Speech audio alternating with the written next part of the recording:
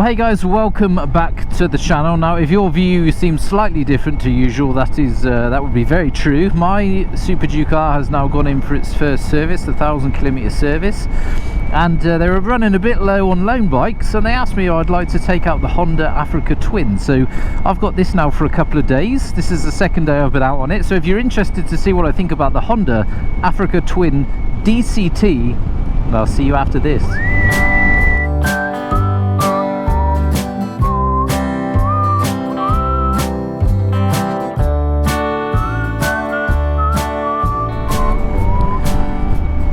So here we are, the 2020 Honda Africa Twin. Now, this isn't my kind of bike at all, but I was interested to get out on this because I've never ridden an automatic bike before, and a lot of people raved about them. And if you've been watching a lot of Dickie Vegas's channel, aka Richie Vida, he absolutely loves this bike. So I thought, why not? I thought I'd throw a leg over it and see what all the fuss is about. So Honda's adventure bike. Now, this is a big bike. This is very tall. It's pretty wide. I think it's got a 24-litre tank on it, so plenty of juice goes in this bad boy. And then she weighs, I think she's over 240 kilos, knocking on the 250 kilo door, which is fine when you're riding about. Not too bad when you're lugging it around the car park, but it's definitely not sort of my scene, the adventure bike, should I say. But having said that, I thought, well, why not? It's nice to get out and learn a few other bikes to see how they ride and to see if you do like them at all or not. Now, I must say that yesterday I picked the bike up and I rode it home for about 2 hours, potted around on it, and I thought, I don't like this bike. I really don't get this automatic gearbox nonsense. Now, having said that, riding it today, I think it's a bike you have to ride for longer to appreciate what it actually does. When I first got on it and rode away, I thought, what is the point in this? It's so boring. You know, I was missing the clutch and missing the brake lever. I'm just sat on this bike, and all I'm having to do doesn't stay straight. Somebody dropped this last week, and I think the bars are slightly off. It's got some damage on it, but the bars, don't know. What was I saying? Yes, I found it incredibly boring. You just sat on it and all you got to do is twist the throttle and you just get to look around and enjoy the scenery, and I don't know, nearly fell asleep. And I was thinking, this is terrible. This is taking everything away, or not everything, but a lot of the stuff I enjoy about riding is gone. You just sat on there, push a button like you do in a car, stick it in drive and twist the throttle and away you go. There's no downshifting, there's no clutching, there's no blipping of the throttles. It's not like now I'm just off the throttle.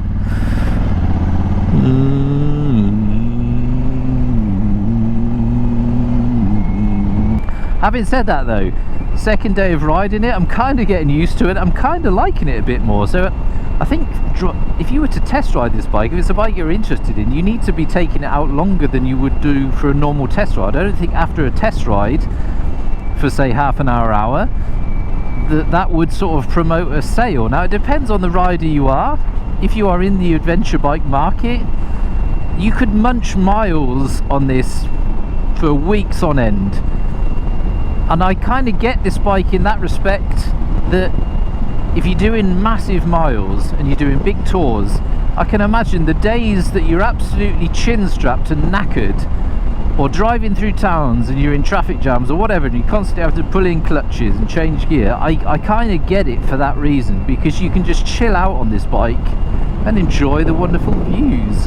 And I get it, if you was to take this off-road and you're a bit of a novice off-roader, you can stick this into off-road mode, which is one of the many modes it has, which I'll go through in a bit.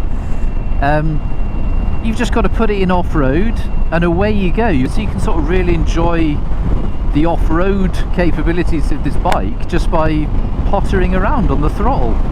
Now, needless to say, if you put it in drive, it's a kind of a more chilled out ride, but I've got it in sport, so you've got drive or sport. When you put it in sport, it stays a bit longer on each gear. The gears are slightly longer, and if you twist the throttle full whack, it'll drop down a gear and away you go, like you would do on a car. But it does take a while, so you give it full throttle and it does take a second or so to drop down a gear, and then away you go. Now, this bike has 100 brake horsepower, I think, somewhere around like that. which isn't massive amounts for a heavy bike, but it's definitely very torquey. It's got enough poke to it. I think it's got 99 newton meters of torque, which is plenty. So definitely not a slow bike either. But although I'm getting used to the bike, I'm still of that sort of opinion. I still don't kind of get it for the road, for what I use it for. As I said, for longer tours, it would probably be pretty good. But for just a blart around town for an hour, what was that? I don't want to be hitting a deer, thanks. Where's your mates? Now this is a parallel twin, got a lovely deep growl to her, which is always nice. Wind protection and weather protection is obviously fantastic on this thing. Nice big screen, which I haven't figured out how to adjust. I think there's 2 buttons here, but I don't think that can be done on the fly. Hand guards, which protect your hands from the wind and rain, which is always expected on a big adventure bike. Now, also being in sport mode, you've got a plus and minus button like you would do on a car on the flappy paddle, so you can still down change gears manually and up.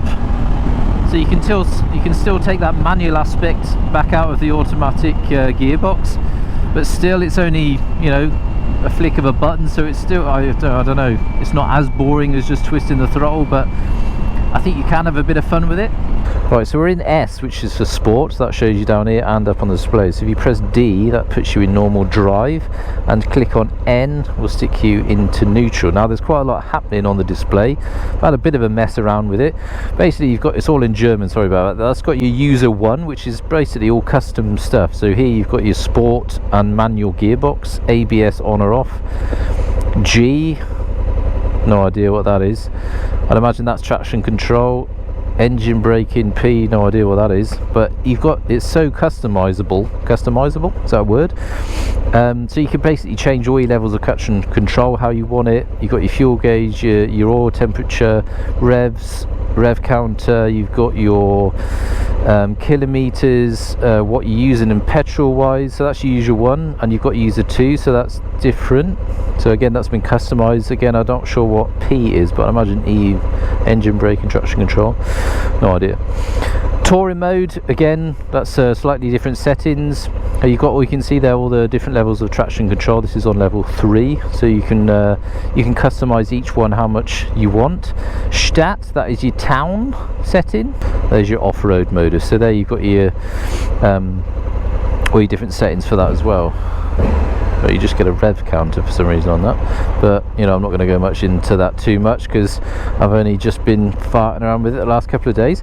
You still got a lever here, which I thought was a clutch lever. It isn't. This is your handbrake, so you roll on your handbrake and then you can let go, and it engages the rear brake to stop you or to stop the bike rolling away when you've parked it up, because you do have to obviously put it in neutral. I don't know if you could leave it in D. Maybe you could, I have no idea, but stick it in neutral, handbrake on, and the bike's not going to go anywhere. And especially when I got on it, I had no idea about riding an automatic bike, never ridden one, so how the hell do you even pull away? So you basically squeeze your front brake, let off your handbrake, smash it into D, the gear goes in, or stick it into S. All you do is just let off your front brake, twist the throttle, boom. I mean, it is dead easy for sure. Obviously it takes a while to get used to. You're further trying to, you reach for a clutch when you're stopping, but you do get used to it fairly quickly, or I did.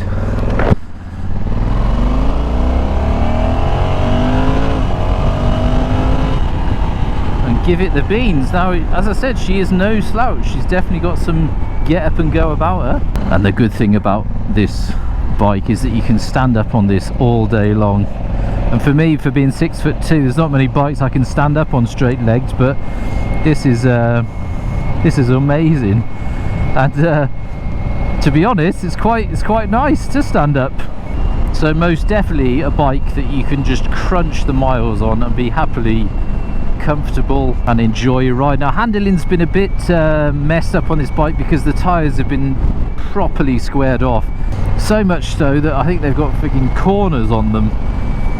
So the handling is a bit spoiled in that respect. It takes a while to tip the bike over, it takes a lot more counter steering to get it leaned over, and then all of a sudden you hit the squared off bit and you feel like you're going to fall off. So it's been spoiled slightly with the squared off tyres. But big old bike, you can still chuck it about. Doesn't feel top heavy, and as I said, moving it around car parks is fairly easy for me. If you're a shorter person, might be more difficult, but it's definitely not top heavy like the 1200, the Triumph 1200. That's pretty top heavy. This is not. Now, having said that, 6'2", I can pretty much flat foot the bike, but these pegs are enormous. They hit into your back of your calves when you're at a standstill, which is a bit annoying. But obviously once you're then underway, then the pegs are nice and big, and as I said, you can stand up on this thing all day long and be completely comfortable, enjoy the wave to the crowds as they cheer you on. But having said all of that, it's still not something I would consider. Now, I'm not in the adventure bike market at all, but I don't know, with the automatic gearbox, I think it just kind of takes away that element of what I like about biking and kind of disconnects me from the ride and from the bike. You know, I'm just sat on the bike, just looking around, twisting the throttle, and away you go. It kind of takes that element. I like to, you know, stamp on a gearbox when you're really on it, blip the throttle and all that sort of business. I like to get a bit of noise out of the bike, and you know, you wanna I don't know, you're not connected to the bike. You know, I'm just sat on the thing, and it's kind of taking me for a ride. I don't have the feeling that I'm sort of riding it. I do have the feeling that I'm in control, but you know what I mean, I'm kind of like disconnected from the ride. Now, having said that, I do feel very safe on this bike. It's got a very commanding road presence because of its size. Big bikes like this, I do like to sit on and ride on in between. I've been on the GS many times, and I do feel much safer, but still, it's not something that I would consider buying until I'm maybe 60 or something. But if you were crossing continents, then a bike like this would be fantastic. See there, it took a while. There was a lot of lag there. I give it full throttle, and it took it a while to decide, oh, what does he want to do? Okay, I'll drop him down a gear, and then I had the beans to overtake. There was a lot of lag there, which isn't ideal. That could catch you out.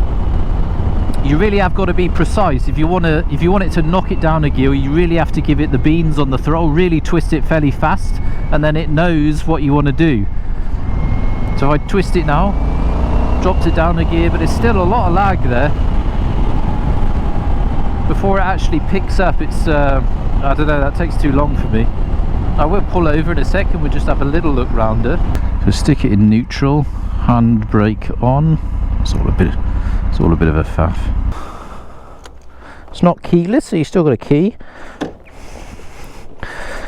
It's only got a short side stand as well. It leans over quite a way. Yeah, so there she is. Looks, I'm not sure, I don't mind it. Blue, white and red, not too bad. I like how the engine's been painted a different colour, and the gold rims I think pretty good. Yeah, as far as adventure bike goes, it's probably one of the nicer looking, I would say. Yeah, not bad from the front. Kind of like the headlight cluster. It looks like some sort of mean face.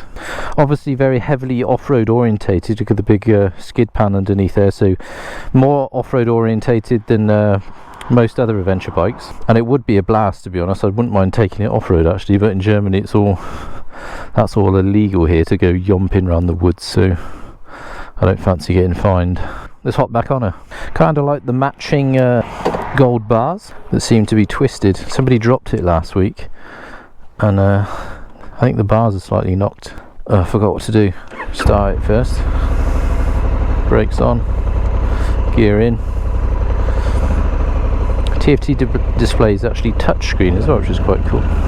So what do I really think of it? Well, it's a bit difficult for me to say because, as I said, I'm not into the adventure bike scene at all. So to say whether I'd buy one or not is probably not very accurate, but does it put a smile on my face? Sort of.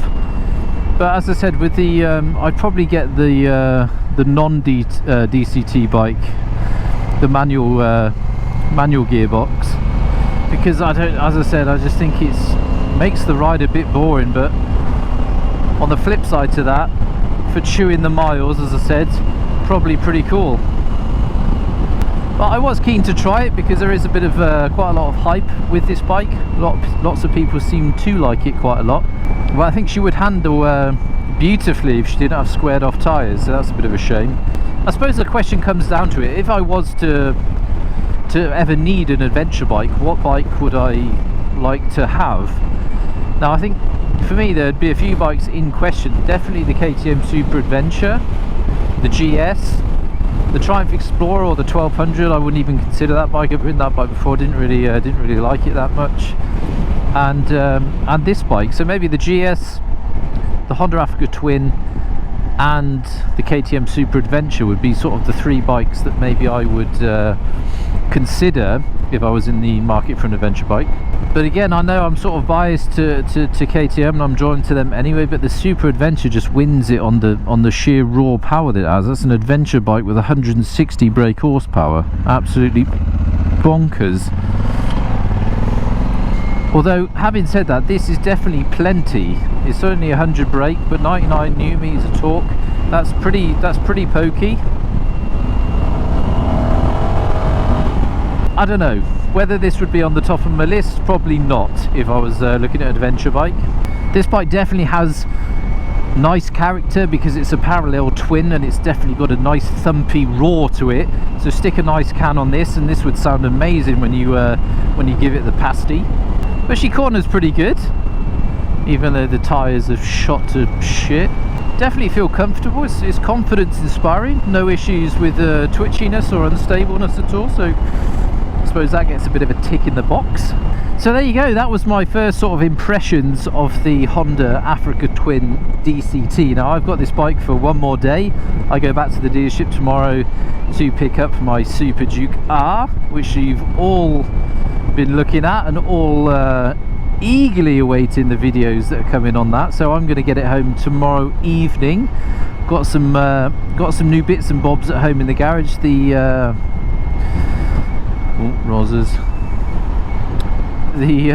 EvoTech Performance Tail Tidy has arrived, so that is going to be getting put on the bike tomorrow evening. So that will probably be the next vid after this that you shall see, or maybe you saw it before. But anyway, I'd like to thank you all for watching. If you're new to the channel, make sure you subscribe and hit that bell icon next to the subscribe button to make sure you are notified every time I upload a video and you don't miss out. I do all kinds of vids on this channel, from track days, touring videos, test rides, product reviews. We've got it all covered on this channel, and I publish a video at least one every week. Make sure you hit that like button. It does help the channel grow immensely. And an extra big thank you goes out to you fine people over on the Patreon page who go that little bit further and support the channel. If that's something you're interested in doing, links are in the description to my Patreon page where you can show your support. So until next time, thanks for watching. See you in the next one. Boom.